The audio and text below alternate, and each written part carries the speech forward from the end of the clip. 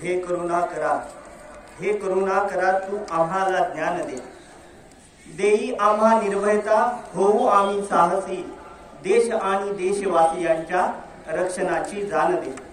देश आणि देशवासियांच्या रक्षणाची जाण निर्माण करण्यासाठी औचित्य साधून शहीद दिनाचा कार्यक्रम आपल्या प्रशालेत संपन्न होत आहे.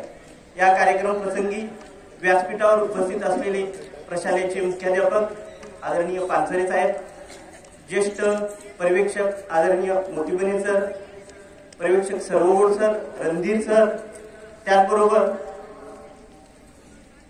प्रमुख वक्ते गव्हाळे सर, आदरणीय गुरुवर्य नलावडे सर आणि आजच्या कार्यक्रमासाठी आपल्या समोर भारतीय वर्दीमध्ये विराजमान असलेले आपले दोन प्रमुख अतिथी आहेत.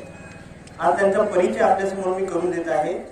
विद्यार्थी मित्र हो, आज आपल्यासमोर सब मेजर कृष्ण प्रसाद सबकोटा 9 महाराष्ट्र बटालियन सोलापूरचे आपल्याला प्रमुख पाहुणे लाभलेले आहेत. त्यांचा परिचय असा आहे की ते युनिट 6/5 गोरखा रेजिमेंटमध्ये ते कार्यरत आहेत होते. त्यांनी 30 वर्ष सेवा केलेली आहे. गोरखा रेजिमेंट म्हणलं की माजी भारतीय लष्कर प्रमुख सॅम मॅनिकशॉ यांचं एक वाक्य आठवतं. ते नेहमी म्हणायचे, एखादा जर व्यक्ती मी कुणालाच घाबरत नाही असं जर म्हणत असेल तर एक तर तो खोटा बोलतोय, नाहीतर तो गोरखा रेजिमेंटचा आहे. अशा प्रकारे निर्भयी असणारे हे आपले सब मेजर साहेब सबकोटा साहेब आहेत. त्यांनी भारत भूमीची सेवा करत असताना भारताच्या वेगवेगळ्या प्रदेशामध्ये सेवा दिलेली आहे, देश सेवा केलेली आहे. जम्मू काश्मीर असेल, सियाचीन ग्लेशियर असेल, आसाम असेल, नैऋत्य राज्य आसाम, नागालँड, त्याचबरोबर दिल्लीसारख्या संवेदनशील केंद्रशासित प्रदेशात सुद्धा त्यांनी सेवा दिलेली आहे. राजस्थान असेल, त्याचबरोबर माउंट ट्रेनिंग सोनमार्ग इथे सुद्धा त्यांनी आपली सेवा दिलेली आहे. त्यानंतर आपले दुसरे जे अतिथी आहेत ते आहेत CHM गोपीनाथ बोडके साहेब. युनिट 14 मराठा लाईट इन्फंट्री या ठिकाणी या सर्व्हिसमध्ये त्यांनी 20 वर्ष व्यतीत केलेली आहेत.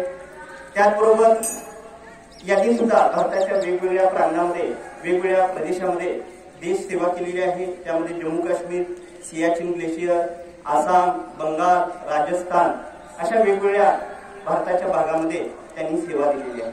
त्या दोन्ही पाहुण्यांच्या मध्ये एक युनिक गोष्ट अशी आहे जी आज मला इथं तुम्हाला सांगायची आहे की त्या दोघांनी सियाचीन ग्लेशियरमध्ये आपली सेवा दिलेली आहे. आपल्याला माहित आहे, आपण भूगोलामध्ये हा भाग बघितलेला आहे की सियाचीन ग्लेशियर हा जगातला सर्वात उंच युद्धभूमी असलेला प्रदेश आहे. त्या प्रदेशाची उंची जवळजवळ 16,000 ते 21,000 फुटापर्यंत आहे. विद्यार्थी मित्रांनो, आपण 24 तास 48 तासात विश्वाच्या कोणत्याही कोपऱ्यात जाऊ शकतो, परंतु इथं पोहोचण्यासाठी